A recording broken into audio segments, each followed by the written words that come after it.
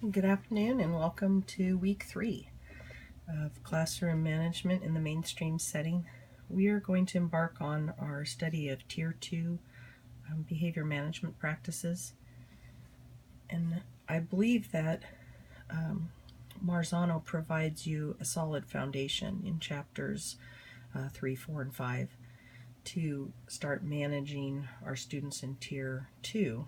However, having spent 10 years in the behavior classroom and then working in special education for years, the component that NNU wanted me to bring in is the understanding of the biological basis so that we can more effectively manage our students who struggle and so that we keep our sanity while doing so.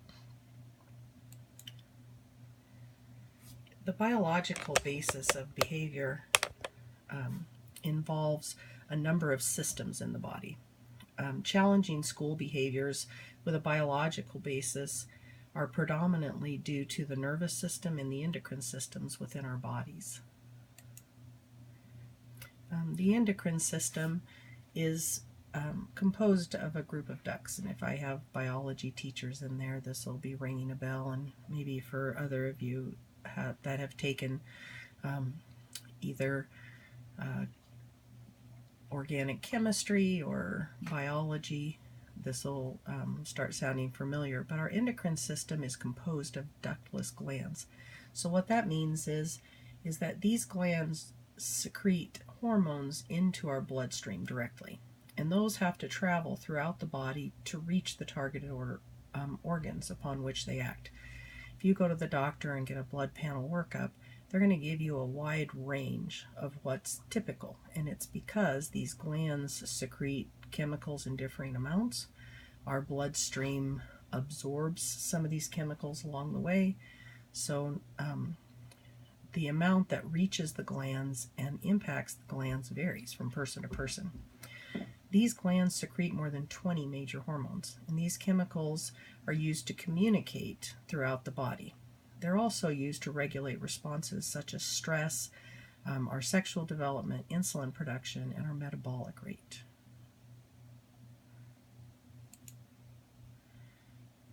This is a diagram of our endocrine system.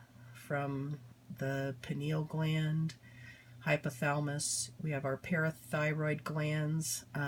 Our pituitary gland is located in the brain. That's considered our master gland. Our thyroid, the adrenal glands, our kidneys, the pancreas, and ovaries or testes, depending on the gender of the individual.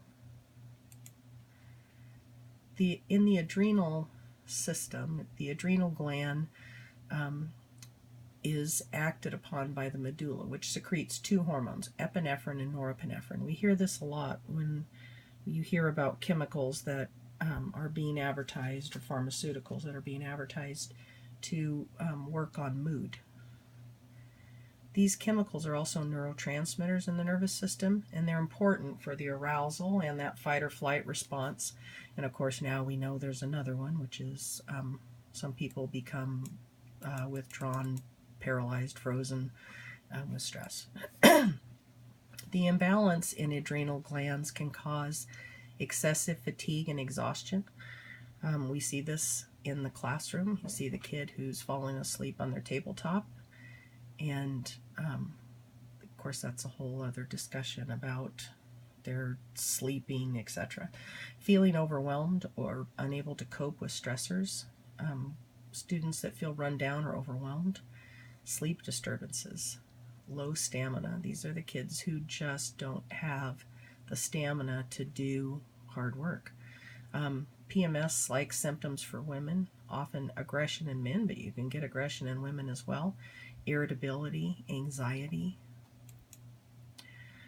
For our students who experience trauma, these neural networks that are involved in the stress response stop working properly. Some people call this a cortical cortical cycle, which can lead to emotional, behavioral, or learning problems. Trauma-related alterations to these systems shut down areas of the brains that would normally control impulses of the neocortex. So you'll see some impulsivity, poor decision-making. This makes it much more difficult for children to learn traditional cognitive content in school. They struggle to focus. They struggle to be on the same page you are. And this includes their ability to learn to read.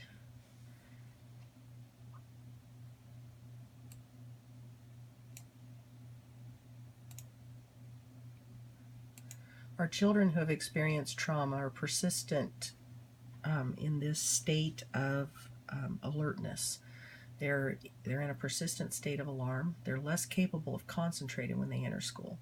These are the kids who are going to pay far more attention to the mood you're in, the tone of your voice, your body posture, your facial expressions. They're hypervigilant. They're watching how you feel and how you act, because history has told them that they're more likely to need to be in a state of alertness regarding the adult and how they will respond in anger or not. Also, these are the kiddos that unless you have some type of regulating practices, such as meditative breathing or rhythmic motor activity, the children will remain in this alarm state, impairing their cognitive learning. That's the piece that recently was added to Classroom Dojo, was these breathing exercises, because of the brain research that says, our kiddos who are in this state, unless we have some way of calming them, they're going to stay in this heightened sense of alert. At our school, we have a program called Yoga Calm, where our children of trauma participate in yoga, breathing exercises, stretching exercises, and we've seen some great results with that. In our students who experience trauma, the neural networks that are involved in this stress response, they don't work properly anymore. They're always at a heightened sense of alert, which can lead to all of those traumas that we talked about. And we're going to take a look at how we can, as administrators and as a system, wrap around these kiddos and kind of help them get back on track, help them focus, help them to be able to get the content and the learning that we need and form healthy relationships. The thyroid and pituitary glands are another part of our endocrine system that regulate the metabolic rate of cells by producing the hormone thyroxine, and overproduction of this hormone leads to hyperthyroidism, and that's characterized by weight loss, high blood pressure, muscular weakness. It causes anxiety, sleeplessness, irritability, and aggression. Our oldest daughter developed thyroid cancer, and the initial symptom of this was this hyperthyroidism. She lost a lot of weight. She had high blood pressure. She had bouts of tachycardia. And she had a lot of anxiety and sleeplessness. Thyroid produces, for most of us, somewhere in an optimal range, but up to 5% of our population experiences difficulty with their thyroid. Oftentimes, what we see in school is hypothyroidism. It's associated with slow metabolism, weight gain, sluggishness. These students are irritable, lethargic, they're in a mental fog, they have some confusion, and they just, there are students who were not sure whether the weight gain is low self-esteem or if it's related to the thyroid not producing properly, but bottom line is these are tough kids to motivate. They're challenging to get on board. They lack the energy to participate fully, and it can be a challenge in the classroom. The pituitary glands are sometimes called the master gland, and this is because other glands release hormones in response to hormones released by the pituitary. One of the most challenging students I ever had an imbalance in his pituitary system. He was taking growth hormones, and this little guy could clear a classroom pretty quick. Things went flying. He had extraordinary strength for his small size, and then, you know, for young men who have a small stature, as they reach those upper grades, then there becomes the problem of their interactions with other students, some bullying, in his case, a lot of aggression. The pituitary is in turn controlled by the hypothalamus in the forebrain to which it's attached. So if you have some things going on, of course, you also have somebody who's impulsive, they're disorganized, they lack the ability to control their impulses. The pituitary acts as a bridge between the endocrine system and the nervous system. The nervous system signals a stressful situation to the brain, and then the brain is going to stimulate a hormone that's adrenocorticotropic hormone, ACTH. And our primary stress response hormone, which affects our other organs and kind of puts us on that sense of heightened alert. Here are some conditions that relate to the endocrine system: mood disorders, obesity, diabetes type 1 and 2, hypothyroidism, hyperthyroidism, short stature, disorders of puberty, congenital adrenal hyperplasia, Turner syndrome, calcium disorders including hypercalcemia, hypocalcemia, juvenile osteoporosis. There's disorders of sexual differentiation, endocrine cancers. Some specialists call PTSD, which is now known as PTSS, post-traumatic stress syndrome, related. And those are just related to the endocrine system. So perhaps that sometimes children function typically is more the miracle than that we have some that are not functioning at optimal performance. Then we have the nervous system. The nervous system is involved in quite a bit of our Tier 2 students. Because the nervous system is what is going to help us to coordinate our thoughts with our muscle control.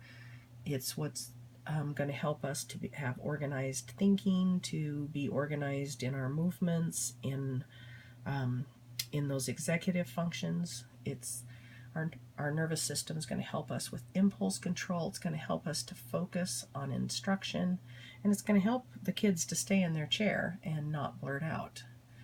The nervous system is a coordinating mechanism in all multicellular animals except sponges, and it regulates our internal body functions and responses to external stimuli. The coordinating activity happens when this group of specialized cells throughout the body communicate chemically with each other, and it's kind of an electrochemical response. But the irony is these nerves don't actually touch, so they're throwing an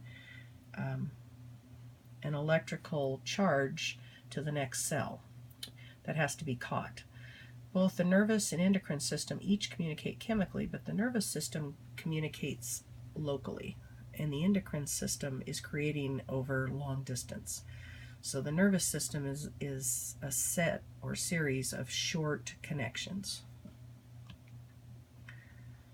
This is a diagram. Let's see if I can center this a little better. This is a diagram of our nervous system.